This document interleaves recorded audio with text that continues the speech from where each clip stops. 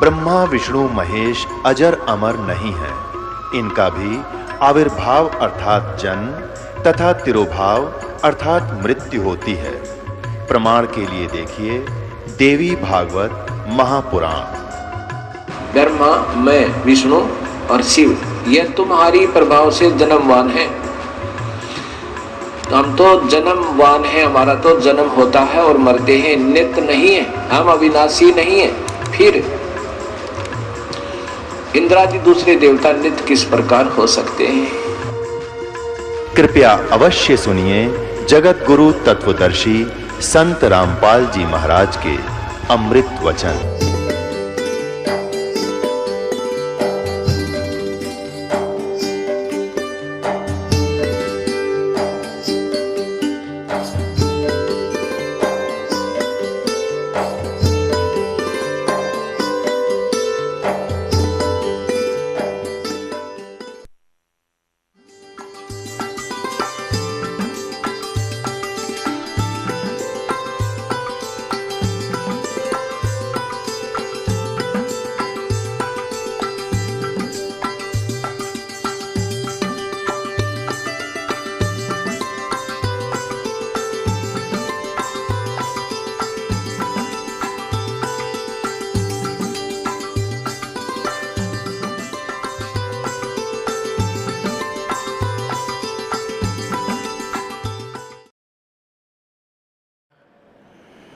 तो हम इस काल के लोक में ये अन्य साधना करके इतने दुखी हैं।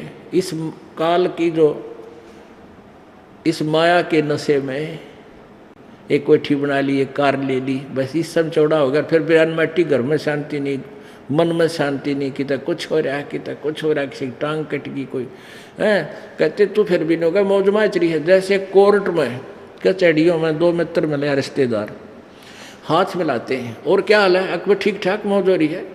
और कोर्ट में और मौज की कौन सी गिनती।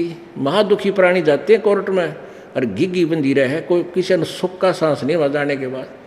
पता नहीं वकील आ जाओगा कि नहीं, कदे गवाही हो जा, हे भगवान कदे सजा हो जा, है कदे गवाह मुकर जा मेरा। तो इस तरह की 100 झंझट मन में लिए लिए भी हाथ हैंड शेक करते हैं। क्या अलग मौज हो रही है। या कैन ओठ ओठा पर मौज है, हाथ मिलाओ इतना कैन कहा जाता है, उसके बाद आग लगी पड़ी सब कहे। तो परमात्मा कहते हैं तुम इतने दुखी हो यहाँ पर और फिर भी सन सुख मान रहे हो। कहते झूठे सुख को सुख का है ये मान रहा मनमोद, ये सकल चबीना काल का कुछ मुख में कुछ को। अब क्या बताते हैं परमात्मा, कबीर ये माया अटपटी भाई सब गट आन अड़ी, और किस किस ने समझाऊं या तो कुआ बांग पड़ी। अब क्या बताते हैं परमात्मा, ये संसार समझदा नाही, कहंदा श्याम दोपहरे नु। जेठ में इसी धूप में जलन लग रहे हैं, अन्यों क्या बस श्याम है, कोई दिक्कत नहीं, कोई तो परेशानी नहीं है। यानी दोपहर को तुम श्याम मान रहे हो। और फिर क्या बताते हैं, गरीबदास ये वक्त जात है, रोग इस पैरे नो। ये मनुष्य जीवन एक बार हाथ तो छूट गया ना, फिर कुत्ते बड़े कर ऊपर न मुँह कर रोया करोगे। आपने देखे होंगे रात में कुत्ते रोते, हमने खूब देख रखे। अब पता लग गया कि ये क्यों रो रहे हैं। कई बार बिल्कुल आत्मा से कुत्ते रोते ऊपर न मुँह करके, वो भौंकते हैं वो अलग चीज़ है, लेकिन वो कई बार रोते हैं। इस आत्मा को वो याद आती है तेरे गल तो बूढ़ी बन गई और तूने यू के करा, ऊपर न मुँह कर रोते वो परमात्मा की तरफ। कि वो पुण्यात्मा थी, भक्ति की होगी कभी किसी जन्म में, वह मलाई खाली कदे राजा बन के कदे महाराजा बन के, हाँ कि तो और बकवाद गड़ के घुटी शूटी ला के अरे कुत्ता बन के खड़ा हो गया। तो परमात्मा कहते हैं गरीबदास ये वक्त जाता रोग इस पैरे नू, इस समय को याद कर करवा करोगे। बोलो सतगुरुदेव।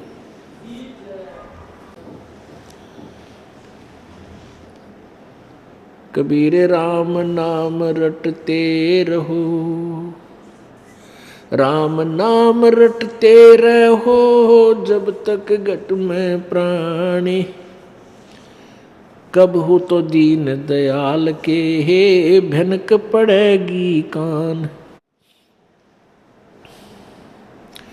वो पृथ्वीपति चकवे गए जिनके चक्र चलंत, रावण सरीखे कौन गिने भाई ऐसे गए अनंत। गरीब रत्न जड़ाऊ मंदिर है और लखियो जन स्थान, साकट सगाना भेटियो चाहे हो इंद्र समान।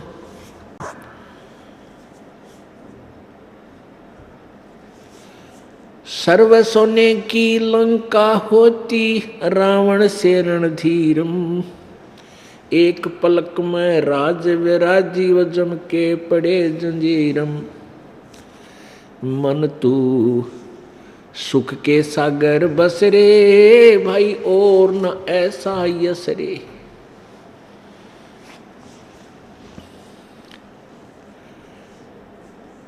60,000 सगड़ के होते कपिल मुनीश्वर खाए। भाई 60,000 सगड़ के होते कपिल मुनीश्वर खाए। एक सपुत्र उत्तान पात का वो परमात्म पद पाए। मन तू सुख के सागर बस रे भाई और न ऐसा यस रे।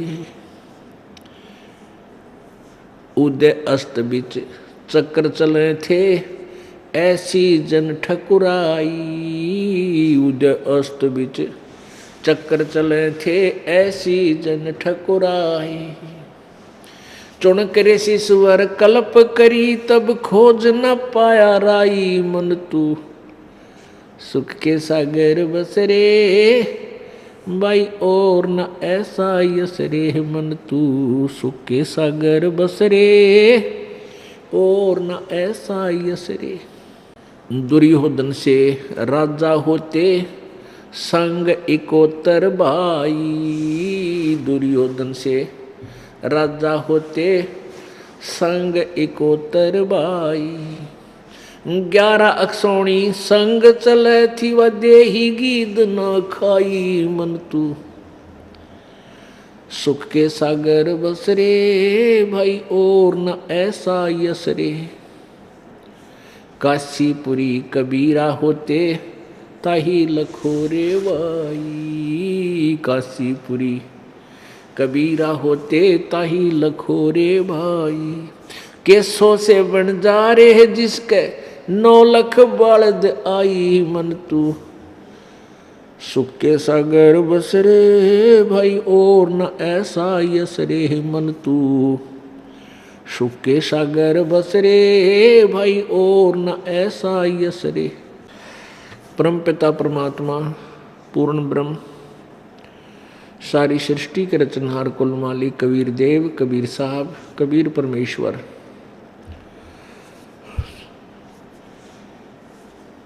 वे अपने सत्यलोक से चलकर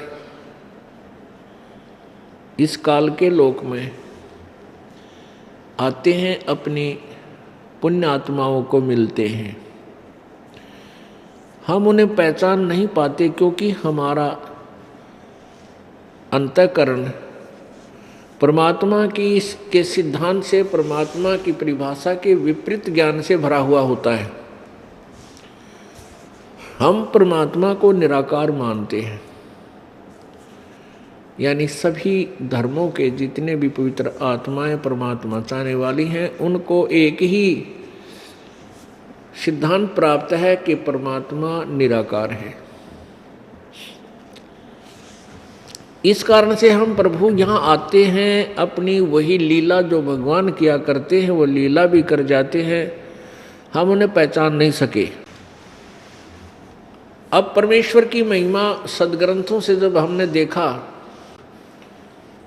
पवित्र चारों वेदों में, पवित्र पुराणों में, पवित्र गीता जी श्रीमद् भगवत गीता जी में,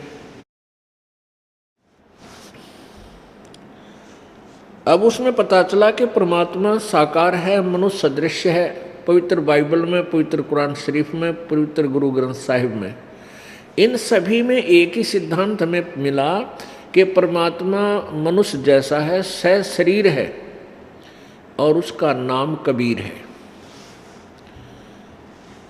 अब हम कहाँ अड़े हुए हैं? जैसे कबीर देव, कबीर अग्नि, कबीर अमितौजा, कबीर अंगारी। तो हम व्याकरण अपने आप बनाई है हमने व्याकरण को, तो उस व्याकरण के आधार से हमने कबीर शब्द को कवि लिख लिया, और जिस कारण से हम उसका अर्थ बनाने लगे, कुछ ना कुछ अर्थ भी लगा लिया। लेकिन वो कबीर देव, अब हम वेदों की भाषा से अगर ये कहें कि कवि नाम है उस परमात्मा का, कवि, तो भी वो परमात्मा वही है जो बनारस में आए थे 600 वर्ष पहले। अब हम उनका नाम कबीर रखा गया, कबीर। अब कबीर नाम रखा नहीं गया, परमात्मा ने रखवाया। जब परमेश्वर एक लीला करने आए थे, शिशु रूप धारण किया था, और उसको नीरू नीमा नाम के एक जुलाहा दंपति उठा ले गए थे। जब बच्चे का नामांकन करने का समय आया तो काजी कुरान शरीफ को लेकर आए और उसके आधार से नाम रखना चाहा, तो उसमें खोला, पृष्ठ खोलते ही कबीर शब्द निकला। और कबीर का अर्थ ये कहते हैं बड़ा, और उधर से जुलाहा जाति को मानते थे छोटा, तो जुलाहा जाति वाले और गरीब व्यक्ति के लड़के का नाम कबीर नहीं रख सकते।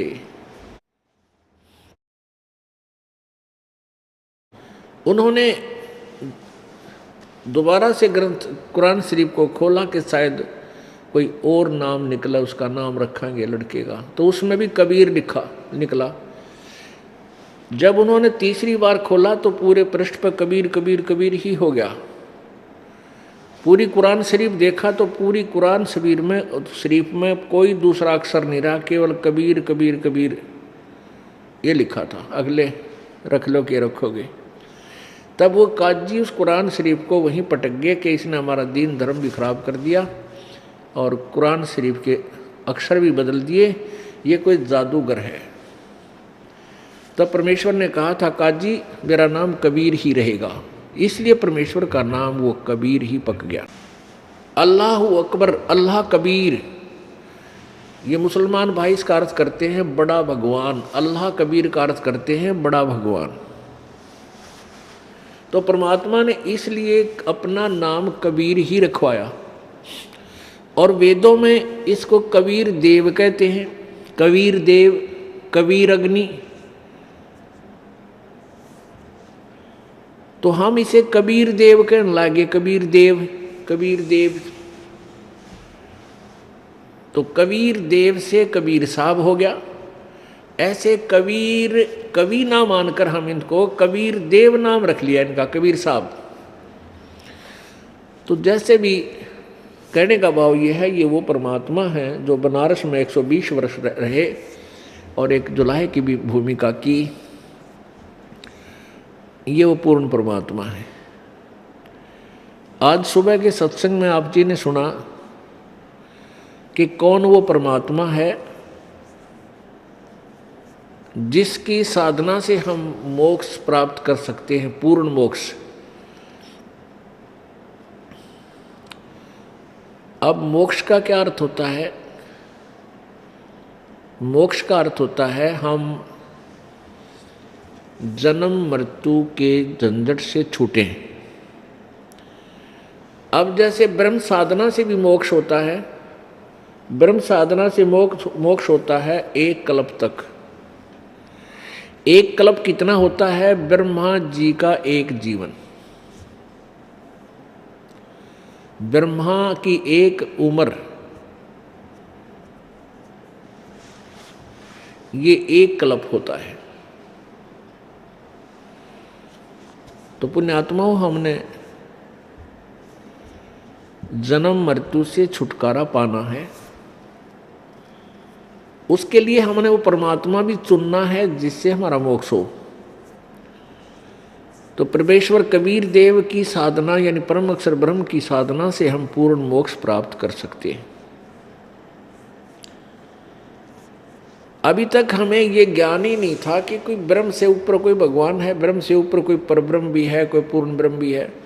जबकि हम अपने ज्ञान में, प्रवचनों में साधुजन, दूसरे ऋषिजन पूर्ण ब्रह्म का जिक्र भी करते थे, पार ब्रह्म का जिक्र भी करते थे,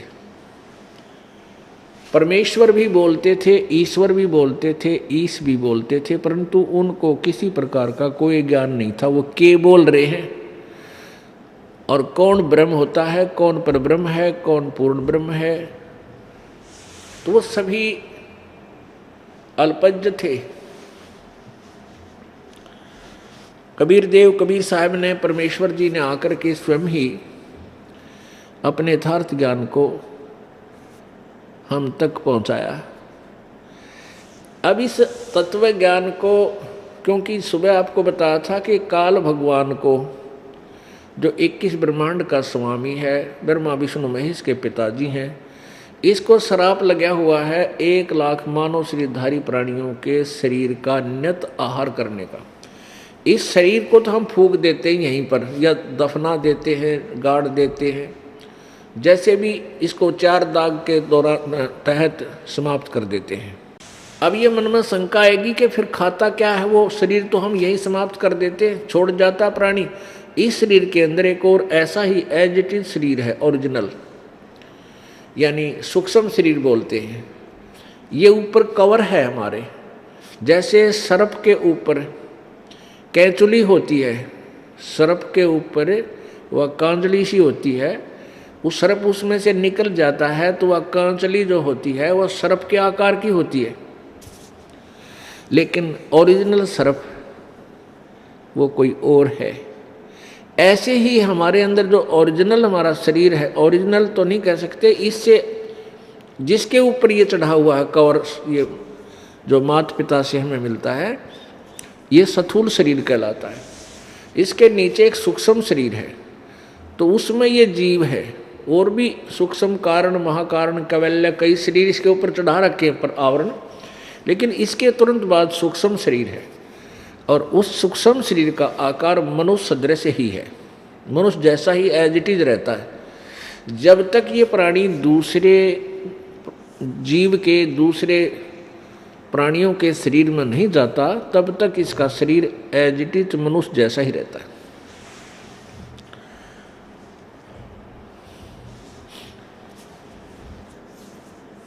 तो परमात्मा कबीर देव जी हमें ये बताने आए थे कि ये जो काल है, इसको 1 लाख मानव शरीरधारी प्राणी नित्य खाने का श्राप है। इसलिए इसने अपने तीनों पुत्रों के द्वारा यहाँ हमें रोक रखा है, फंसा रखा है। जैसे रजगुण ब्रह्मा जी के रजगुण के प्रभाव से हम संतान उत्पत्ति करते हैं। यहाँ की शुद्ध सुख सुविधाओं की, जैसे कार, कोठी, इस तरह की संपत्ति जोड़ना, ये हम प्रयत्न करते हैं। और भगवान विष्णु जी के सतोगुण के दबाव से, प्रभाव से हम एक दूसरे में मोह ममता करते हैं, आसक्त रहते हैं। ये जीव के बस का नहीं। और तीसरे पुत्र तमगुण शिवजी के तमगुण के प्रभाव से हम एक दूसरे को हानि पहुंचा देते हैं, आपस में राग द्वेष रखते हैं, झगड़ा कर देते हैं। और दूसरे शब्दों में ये कहिए कि रजगुण ब्रह्मा से ये हमारे जीवों की उत्पत्ति कराता है, सतगुण विष्णु जी से एक दूसरे में सतिथि, आप एक दूसरे मोह ममता फंसा देता है, यहाँ रोक के रखने के लिए कि ये यहाँ पड़े रहें, एक दूसरे में आसक्त होकर ये टाइम पास करेंगे। और तीसरे भगवान शिव जी अपने पुत्र के द्वारा ये संहार करवा कर अपना उल्लू सीधा करता है। उसी आधार से इसने सभी प्राणियों को तत्व ज्ञान से कति अपरिचित कर रखा है। ना कोई ऋषि परिचित, ना कोई ब्रह्मा विष्णु महेश को ज्ञान, और ऋषियों को तो होगा कहाँ, क्योंकि ऋषियों ने तो ब्रह्मा से ही ज्ञान प्राप्त किया था। अपुण्यात्माओं, ये समस्या इस दास के सामने है और पहले हमारे भगवान के सामने थी जब 600 वर्ष पहले आए थे। वो परमात्मा यही शब्द, यही कड़वी औषधि समाज को देना चाहते थे जो दास की ड्यूटी लाई है। तो उस समय समाज ने ये कड़वी औषधि स्वीकार नहीं की क्योंकि हम शिक्षित नहीं थे, और जो जिनको हम गुरु ब्राह्मण महर्षि मानते थे वो अज्ञानी थे, ते तत्व ज्ञानहीन थे, लेकिन वो केवल एक संस्कृत भाषा को जानते थे, जिस कारण से हमारे पूर्वज उस समय के जो श्रद्धालु ये मानते थे कि जो हमारे गुरुजी अर्थात ब्राह्मण लोग हमें ज्ञान बता रहे हैं ये सही होगा, क्योंकि वो कहा करते थे कि हम पुराणों के आधार से आपको ज्ञान बता रहे हैं, उस पुराण में ऐसा लिखा है, उस पुराण में ऐसा लिखा है, वेदों में ऐसा लिखा है, गीता जी में ऐसा लिखा है। और परमेश्वर कबीर जी जो ज्ञान बताते थे वो उन दंत कथाओं, उन ऋषियों महर्षियों के ज्ञान के विपरीत था। तो इस कारण से उन नकली ऋषियों गुरुओं का दाव लग गया, क्योंकि जनता को एक ही पॉइंट से भ्रमित करते थे कि कबीर जी अशिक्षित हैं और ये वेदों के बारे में नहीं जानता, ना गीता ना पुराणों के, क्योंकि संस्कृत में लिखे हुए, ये अशिक्षित है। इसलिए ये झूठ बोल रहा है कि ब्रह्मा विष्णु महेश को भी ज्ञान नहीं और ये जन्म मृत्यु में है, इनकी जन्म मृत्यु होती है, और ना ही इन ऋषियों को कोई ज्ञान है। परमात्मा कहते थे मेरे साथ दो भाई मैंने सब जग भूला पाया, मेरे साथ दो भाई मैंने सब जग भूला पाया। इसी भूल में ब्रह्मा भूला जिसने वेद सरसाया, और वेद पढ़ के पंडित भूला मर्म भेद नहीं पाया। इन्होंने वेदों का भेद नहीं पाया। इसी भूल में विष्णु भूला जिन वैष्णव पंथ चलाया, और तीर्थ व्रत का बांध महात्म बहुविध जीव फंसाया। इसी भूल में शंकर भूला जिन एक भिक्षुक पंथ चलाया, सिर पर जटा हाथ में खप्पर और घर घर अलख जगाया। मेरे साथ दो भाई मैंने सब जग भूला पाया।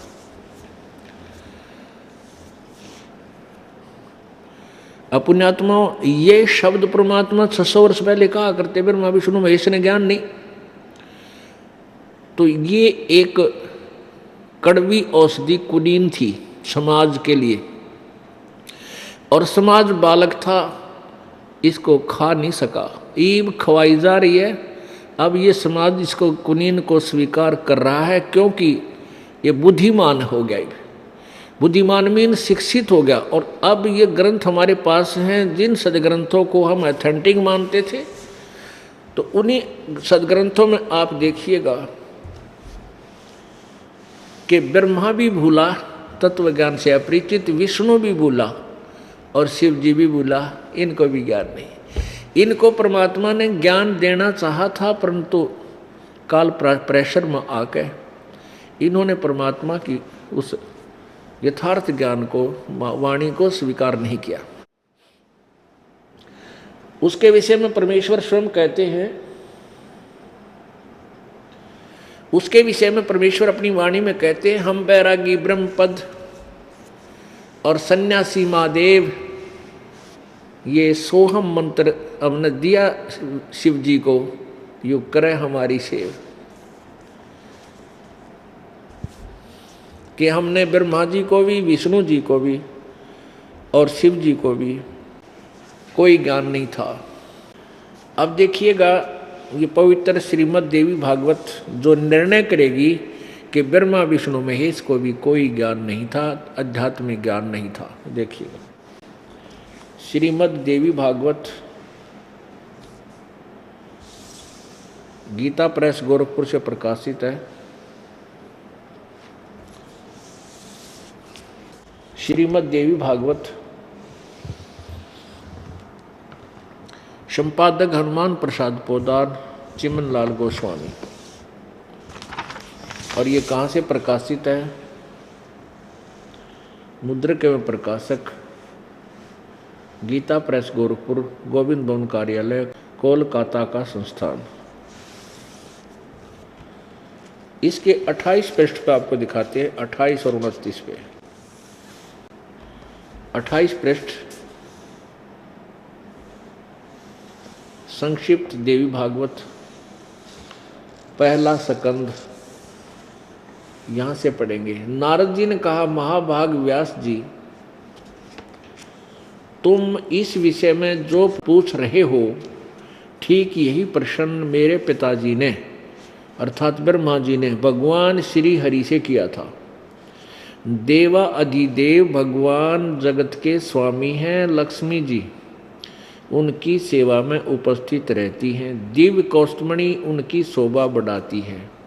वे शंख चक्र और गदा लिए रहते, पीताम्बर धारण करते हैं, 4 भुजाएं हैं, वक्ष स्थल पर श्री वत्स का चिन्ह चमकता रहता है। वे चराचर जगत के आश्रय दाता है, जगत गुरु एवं देवताओं के भी देवता। ऐसे जगत प्रभु भगवान श्री हरि महान तप कर रहे थे, उनकी समाधि लगी थी। यह देखकर मेरे पिता ब्रह्मा जी को बड़ा आश्चर्य हुआ। उन्होंने उनसे जानने की इच्छा प्रकट की। ब्रह्मा जी ने पूछा, प्रभु आप देवताओं के अध्यक्ष, जगत के स्वामी, ये विष्णु जी को सब कुछ मान रहे, नारद और ब्रह्मा भूत भविष्य एवं वर्तमान सभी जीवों के एकमात्र शासक हैं। भगवान फिर आप क्यों तपस्या कर रहे हैं और किस देवता की आराधना में ध्यान मगन है? मुझे असीम आश्चर्य तो ये हो रहा है कि आप देवेश्वर एवं सारे संसार के शासक होते हुए भी समाधि लाए बैठे हैं। अब ब्रह्मा जी के विनीत वचन सुनकर भगवान श्री हरि उनसे कहने लगे, ये पहला स्कंद है, उनसे कहने लगे, ब्राह्मण सावधान होकर सुनो, मैं अपने मन का विचार व्यक्त करता हूँ। देवता दानव और मानव सब यही जानते हैं कि तुम सृष्टि करते हो, मैं पालन करता हूँ और संकर संहार क्या करते, किंतु फिर भी वेद के पारगामी पुरुष अपनी युक्ति से सिद्ध करते हैं कि ये रचने पालने और संहार करने की योग्यता जो हमें मिली है, इसकी अधिष्ठात्री शक्ति देवी है।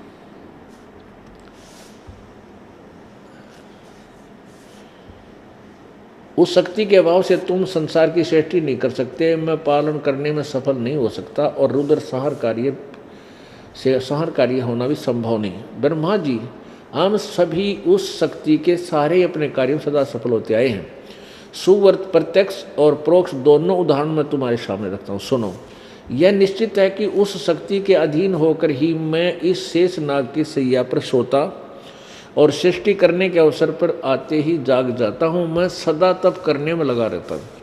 उस शक्ति के शासन से मैं कभी मुक्त नहीं रह सकता। कभी अवसर मिला तो लक्ष्मी के साथ सुखपूर्वक समय बिताने का सौभाग्य प्राप्त होता है। मैं कभी तो दानव के साथ युद्ध करता हूँ। अखिल जगत को भय पहुँचाने वाले दैत्यों के विकराल शरीरों को शांत करना मेरा परम कर्तव्य हो जाता है। मुझे सब प्रकार से, अब देखो कमाल कर दिया विष्णु जी ने, मुझे सब प्रकार से शक्ति यानी दुर्गा के अधीन होकर रहना पड़ता है। उन्हीं भगवती शक्ति का मैं निरंतर ध्यान किया करता हूँ। ब्रह्मा जी, मेरी जानकारी में इन भगवती शक्ति से बढ़कर दूसरे कोई देवता नहीं है।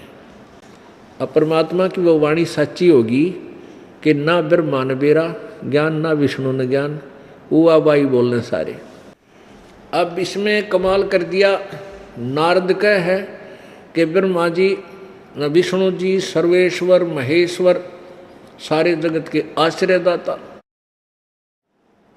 उधर से ब्रह्मा जी भी यही शब्द बोल रहे हैं और विष्णु जी ने कमाल कर दिया कि मैं दुर्गा से ऊपर कोई भगवान नहीं मानता और मैं इसी की पूजा करता हूँ, इसी का ध्यान करता हूँ और कठोर तप करता हूँ।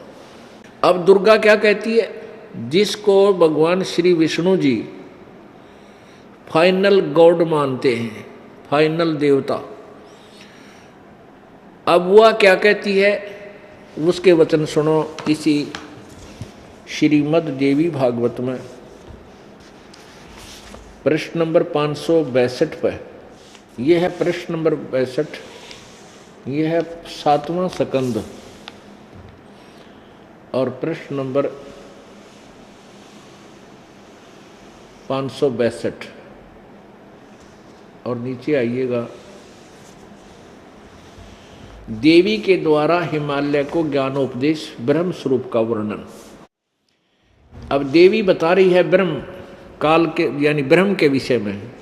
श्री देवी जी कहने लगी, पर्वतराज इस प्रकार योग युक्त होकर मुझ ब्रह्म स्वरूपा देवी का ध्यान करे। जो पहले इसने कुछ अटकल ला रखी है, मेरी ऐसी पूजा करो, ऐसे करो। यह ध्यान आसन पर भली भांति बैठकर अतुकी भक्ति के साथ करना चाहिए। ये तो पीछे जो इसने अपनी बताई। अब कहती है कि उस ब्रह्म का क्या स्वरूप है, ये बतलाया जाता है। जो प्रकाश रूप सबके अत्यंत सपी में स्थित हृदय रूप गुहा में स्थित होने के कारण गुहाचर नाम से प्रसिद्ध और महान पद अर्थात परम प्राप्य है। वह समस्त प्रजा के ज्ञान से परे है, अर्थात किसी की बुद्धि में आने वाला नहीं है, यह तुम जानो। जो परम प्रकाश रूप, जो सूक्ष्म से भी अति सूक्ष्म है, जिसमें संपूर्ण लोक और इन लोकों में निवास करने वाले प्राणी स्थित हैं, वह ये अक्षर ब्रह्म है। वही सबके प्राण है, वही सबकी वाणी है और वही सबके मन है। यह परम सत्य और अमृत अविनाशी तत्व है। सौम्य उस वेदने योग्य लक्ष्य को तुम वेदन करो, मन लगाकर उसमें तन्मय में हो जाओ। अब ब्रह्म के लिए बता रही है कि उस ब्रह्म की साधना करो। सौम्य उपनिषद में कथित महान अस्त्र रूप धनुष लेकर उस पर उपासना द्वारा तीक्ष्ण किया हुआ बाण संधान करो और फिर भावानुगत चित्त से उस बाण को खींचकर उस अक्षर रूप ब्रह्म को लक्ष्य बनाकर वेधन करो। परवण यानी ओम तो धनुष है, जीवात्मा बाण है और ब्रह्म को उसका लक्ष्य कहा जाता है। उस एकमात्र परमात्मा को ही जानो, ब्रह्म को ही। दूसरी सब बातों को छोड़ दे। ये अमृत रूप परमात्मा के पास पहुंचाने वाला पुल है। संसार समुद्र से पार होकर अमृत स्वरूप परमात्मा को प्राप्त कराने का यही सुलभ साधन है। जिस प्रकार रथ के चक्र में लगे आ रहे हैं, उसी प्रकार शरीर की संपूर्ण नाड़ियां हृदय में एकत्र स्थित हैं। उस हृदय में ही विविध प्रकारों रूपों में प्रकट होने वाला परब्रह्म संचरण करता है, अंतर्यामी रूप से वर्तमान रहता है। उस आत्मा का ओम के जप के साथ ध्यान करो। इससे अज्ञान में अंधकार से परे, सर्वथा परे और संसार समुद्र से उस पार जो ब्रह्म है उसको पा जाओगे, तुम्हारा कल्याण हो। अब आखिर में आ गई ना ब्रह्म के ऊपर कि उस ब्रह्म का जाप जपो, ओम उसका नाम। और वो कहाँ रहता है? ये 563 पृष्ठ 7वां स्कंद। वह यह सबका आत्मा ब्रह्म लोक रूप दिव्य आकाश में स्थित है। ठीक है। अब परमात्मा कबीर जी कहा करते थे, मेरे साथ दो भाई मैंने सब जग भूला पाया। इसी भूल में ब्रह्मा भूला, इसी भूल में शंकर भूला, इसी भूल में विष्णु भूला। अब इनको कोई ज्ञान ही नहीं था। अब ये दुर्गा तो कहती ब्रह्म फाइनल है और सब बातें त्याग दो और किसी की पूजा मत करो। और विष्णु जी कह रहे मैं दुर्गा से ऊपर कोई देवता है ना मानता। मेरी जानकारी में, मेरे आध्यात्मिक नॉलेज में दुर्गा ही सुप्रीम पावर है। ये भगवान श्री विष्णु जी सतोगुण का कथन है। अब ब्रह्म क्या कहता है? गीता जी अध्याय नंबर 8 के श्लोक नंबर 13 में स्वयं कहता है कि मेरा एक ओम अक्षर है, मुझ ब्रह्म का। ओम इति एक अक्षरम ब्रह्म व्यवहारन माम अनुसमरण यह प्रियाति तजन देहम सयाति परमाम गतिम। मुझ ब्रह्म का केवल एक अक्षर ओम है। इसका अंतिम श्वास तक जो जाप करता हुआ मुझे प्राप्त होता है, मेरे वाली गति से को प्राप्त होता है। तो इससे भी ये सिद्ध हो गया। और गीता जी अध्याय नंबर 8 ये भी सिद्ध हो गया कि ब्रह्म ही गीता बोल रहा है और उसका ओम ही नाम है। और 8वें अध्याय के 16वें श्लोक में कहा कि ब्रह्मलोक पर्यंत सभी पुनर्वर्ती में। और यहाँ आपने अभी पढ़ा कि देवी बता रही है कि वो सबका आत्मा ब्रह्मलोक में रहता है। अब ब्रह्मलोक में उसको प्राप्त कर जाओगे ओम नाम के जाप से, तो ब्रह्मलोक तक सभी फिर जन्म मृत्यु में है, पूर्ण मोक्ष नहीं है। इसलिए गीता ज्ञानदाता ब्रह्म कहता है कि तू सर्वभाव से उस परमेश्वर की शरण में जा।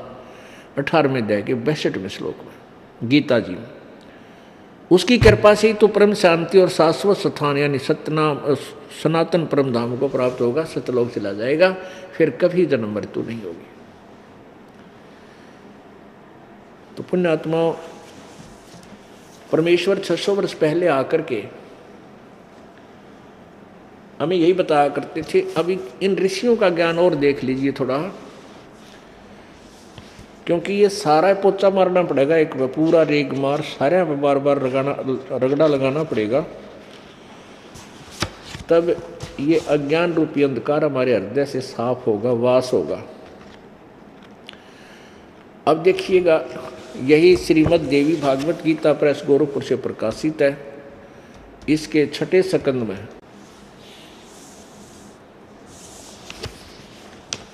ये 6ठा स्कंद है, पृष्ठ 414 पे है।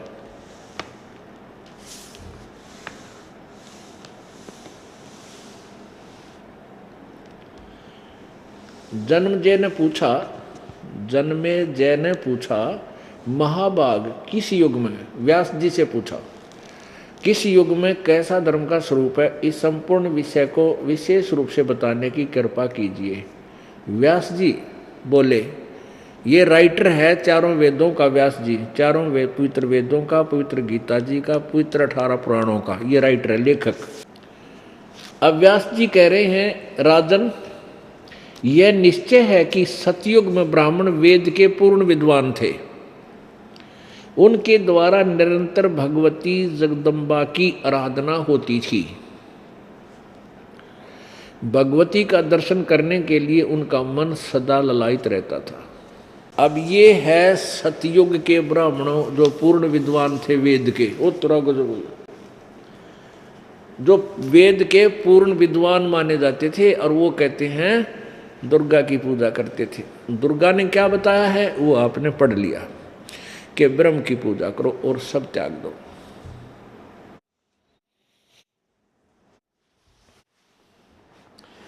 कबीर इस संसार को समझाऊं के बारे, ये पूछ पकड़ के भेड़ की ही उतरा चावे पार।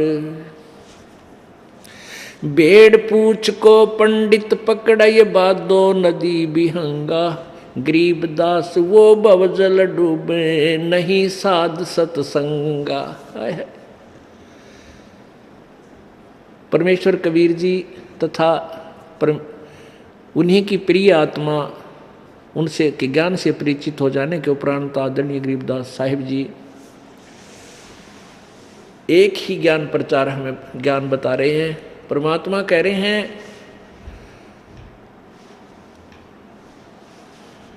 कि कबीर इस संसार ने समझाऊं कै बार, और ये पूछ पकड़ रहे भेड़ की और उतरा साव पार।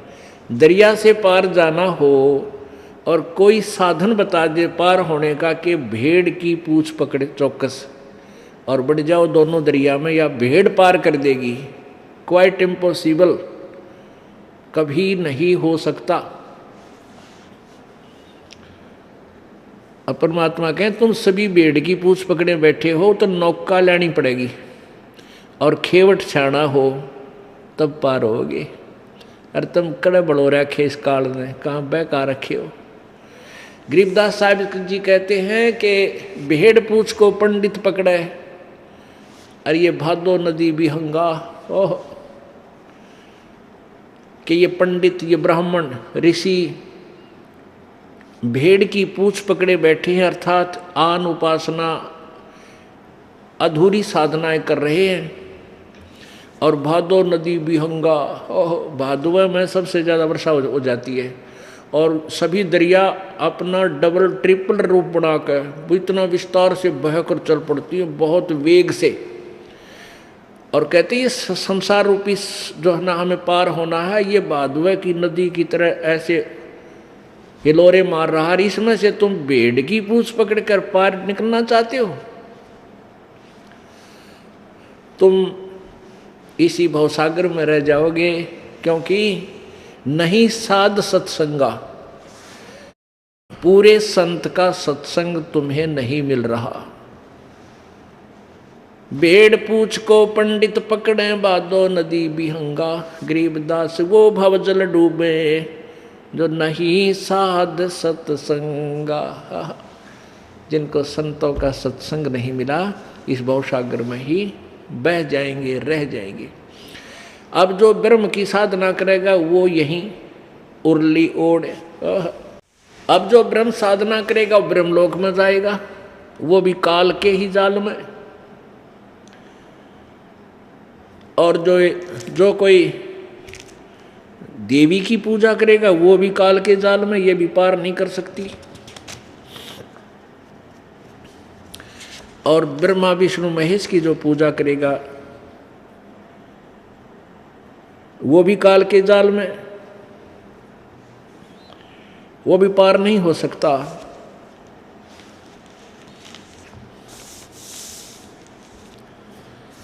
तो फिर पार कौन होगा बताते हैं। इसलिए गरीबदास साहिब जी बताना चाहते हैं, कोई है रे परले पार का जो भेद कहे झनकार का। अब जैसे ये पंथ चल रहे हैं 2-3, ये के क्रिया बतावे हैं, आंख कान बंद करके और इसमें सुनो, आवाजें आवेंगी, घंटी सी बाजेंगी, कि तो शंख बाजेगा, कि तो और आवाज आवेंगी। तो ये अनहद धुन सुनो और इससे तुम पार हो जाओगे। अनहद जो धुन है, अनहद नाद है, उसको सुनते ही तुम समझो अपने आप को पार समझ लो। अब क्या बताते हैं कि कोई पूर्ण संत बतावेगा, क्योंकि कबीर परमेश्वर जी ने अपने अमृतवाणी में करने नो दीदार महल में प्यारा है, एक परमेश्वर का पद है, शब्द है।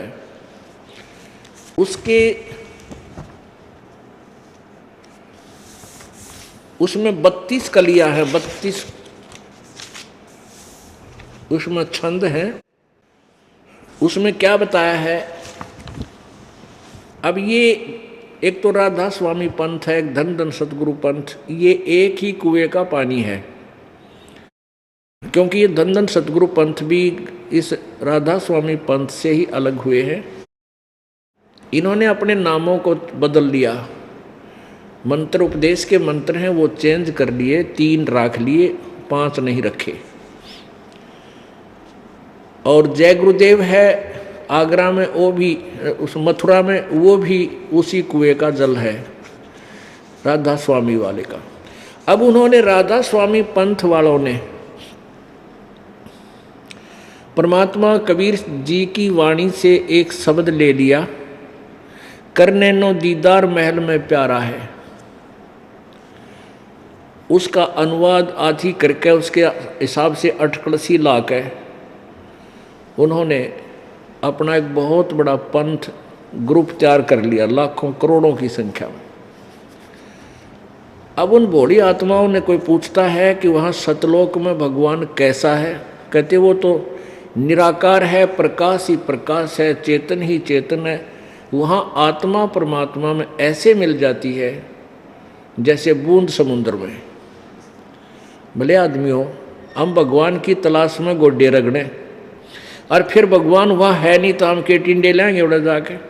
हम परमात्मा के लिए भटक रहे हैं, उसको टो रहे हैं, परमात्मा मिलेगा, उसके दर्शन कराएंगे, अपने दुख रोएंगे बैठ के, भगवान हैं उसके साथ रहेंगे, हम भूल जाएंगे सब दुखों को। और वह भगवान है नहीं तो इसे अनाथ यहाँ पर ऐसे अनाथ हुआ पर फिर वहाँ के कराएंगे जाके? समुद्र में डूब कर मरना है हमने, उसमें मिल जाना नहीं। ऐसी गलती को मूर्ख वैसे करे। अब जबकि करने नो दीदार महल में प्यारा, उसमें कितनी प्यारी बात कही है। अब क्या बताते हैं, लास्ट की कली है 25 नंबर छंद है कि सोडस बानु हंस को रूपा, बिना सत धुन बजय अनूपा, हंसा करत चवर सिर भूपा, वो सत्य पुरुष दरबारा है। परमात्मा कह रहे हैं, तरतीब वाइज लाए हैं ये कहते हुए कि जब ये हंस, ये जीव आत्मा सतलोक चली जाएगी, उसमें इसके शरीर का तेज 16 सूर्य के प्रकाश के तुल्य हो जाएगा, इतना नूर बन जाएगा इसका। और वह अपने भूप माने मालिक, राजा, स्वामी, कबीर भगवान सतपुरुष के सिर पे चंवर करेगी सतलोक में जाके। अरे भले आदमियों, तुम इतना भी नहीं समझ सके, रोड बड़ा पंथ चला दिया, करोड़ों जीव बरमा दिए, राधा स्वामी आड़ो थरा कित बेड़ा गर्क होगा। तुमने जुल्म कर दिया, इस अज्ञान भोली आत्माओं को भ्रमित कर दिया। उसमें स्पष्ट लिख रखा है कि वहाँ भगवान साकार है, उसके सिर पर जाकर के ये आत्मा चवर करेगी। जब भगवान उड़स है ही नहीं, प्रकाश ही प्रकाश है, और उसमें आत्मा मिल जाएगी, तो चवर किस पर करेगी? ये भी ना समझ सके वो।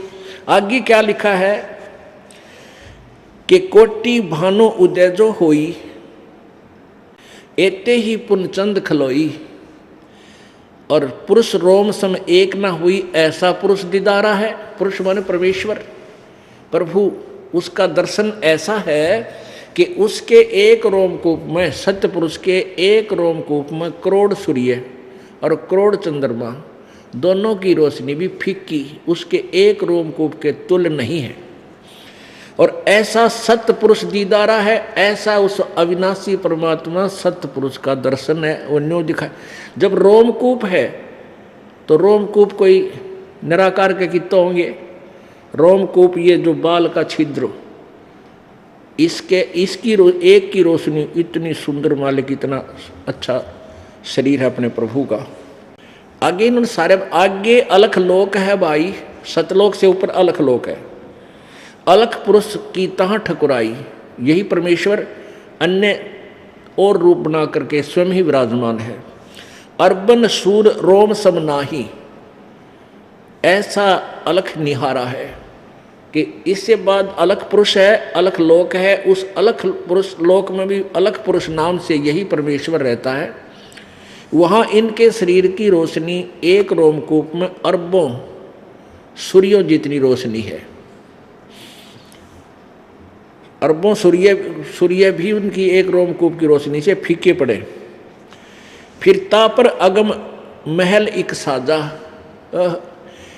अलख लोक से आगे फिर एक अगम लोक है, और अगम पुरुष ताही को राजा, वही परमात्मा अगम नाम से, अगम पुरुष नाम से विराजमान है। और खरब सूर्य रोम एक लाजा, खरबन सूरज रोम एक लाजा, यानी खरब सूर्यों का प्रकाश भी उनके एक रोमकूप के सामने लज्जित है, फीका है।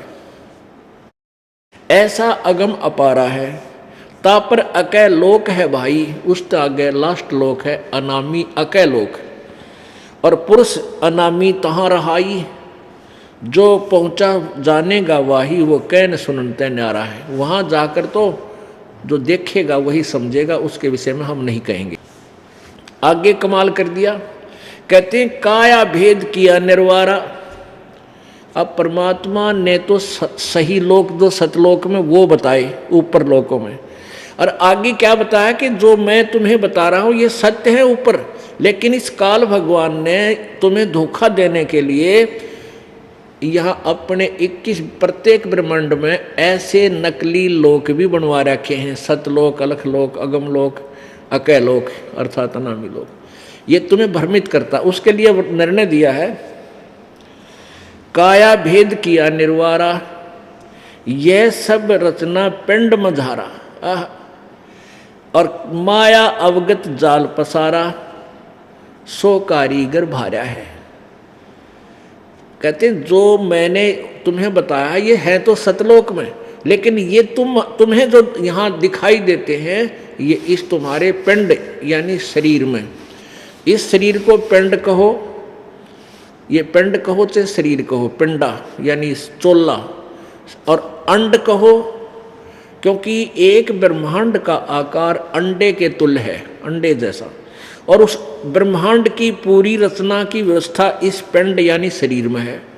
अंड कहो चाहे पिंड कहो एक ही है, अंड भी और पिंड भी। आगे देखो अब 31वीं कली में क्या कहा है, आदि माया की नीचतुराई, अरे ये झूठी बाजी इस पिंड दिखाई, या झूठी बाजी इस पिंड दिखाई, अवगत रचना रची अंडमाही, उस परमेश्वर की जो की तू रचना का ड्यूटो कॉपी डुप्लीकेट इसने इस पिंड में, इस अंड में, अंड कहो पिंड कहो चाहे ब्रह्मांड कहो, पिंड शरीर को बोलते हैं, अंड और ब्रह्मांड अंडे जैसा होने से इस ब्रह्मांड को कहते हैं अवगत रचना आदि माया दुर्गा ने कीनी चतुराई और झूठी बाजी पिंड दिखाई, अवगत रचना रची अंड माही, इस अंडे में अर्ता का प्रतिबिंब डारा है, उसकी नकल कर रखी है, या इस शरीर इस शरीर में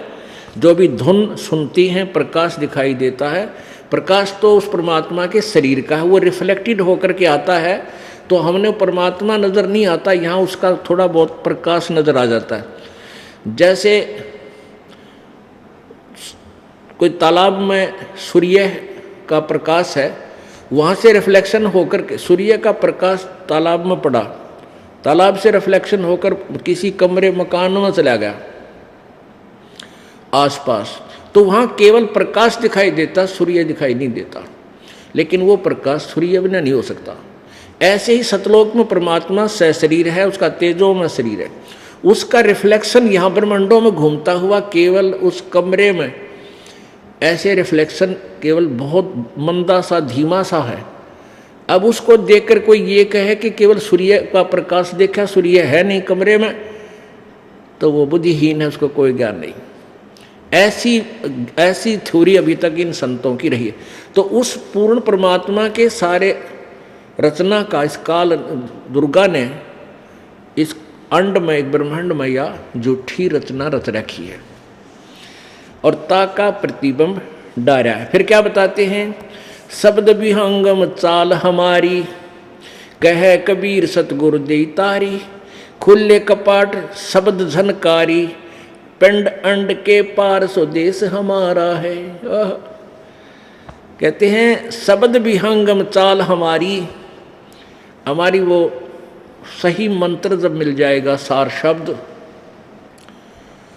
वो हमारी फिर विहंगम चाल पक्षी की तरह आकाश में उड़ जाना, किसी के यानी थ्रो प्रॉपर चलन नहीं जाना फिर हमने। और कह कबीर सतगुरु दे तारी, सतगुरु ने हमारी वो लौ लगा दी, वो ताली दे दी, वो की दे दी जो इस सारे ब्रह्मांडों को खोलती हुई जाएगी, वो शब्द रूपी ताली दे दी। और खुले कपाट शब्द जनकारी, सतलोक में चले गए हम वहाँ पर।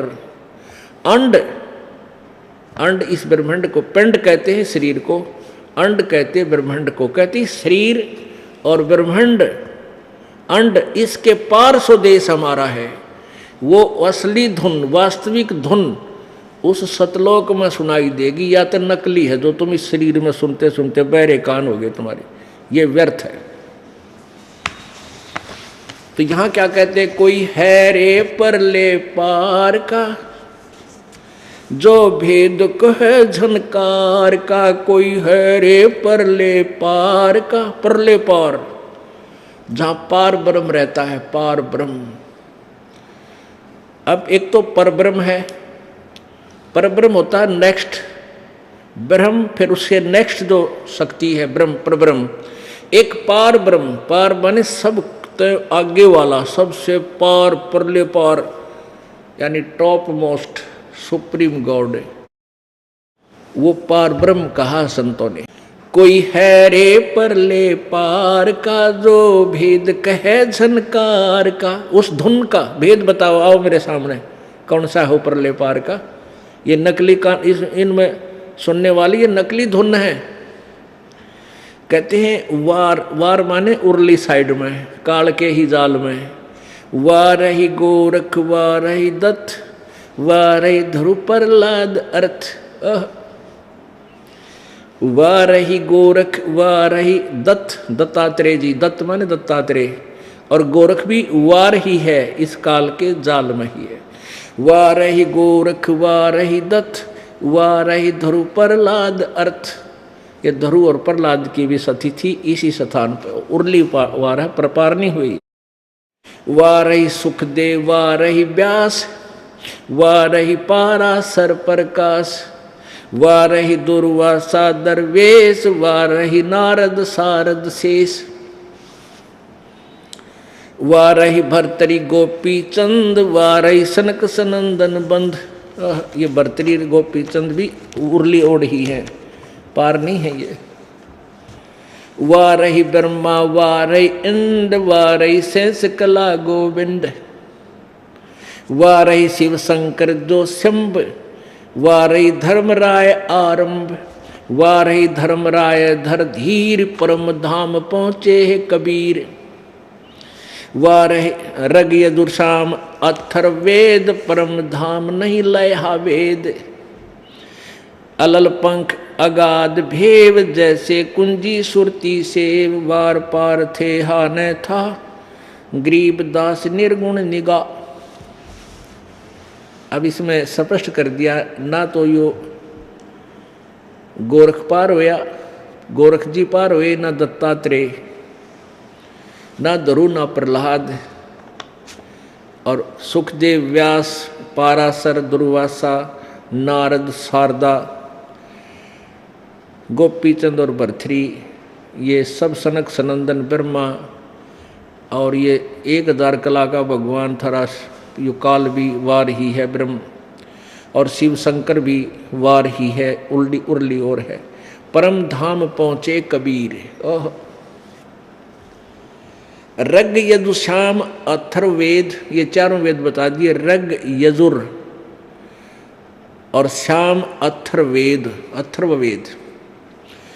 परम धाम नहीं लयहा भेद, कि इन चारों वेदों में भी उस परम धाम का ज्ञान, उसके पाने की विधि नहीं है। इनके पढ़ने वालों को भी उस परमेश्वर की यानी परले पार जान की वे ऑफ वर्शिप नहीं है, वहाँ जाने का मार्ग नहीं है। अब परमात्मा की वो वाणी सिद्ध हो गई। मेरे साधो भाई सब जग भूला पाया, मेरे साधो भाई मोए सब जग भूला पाया।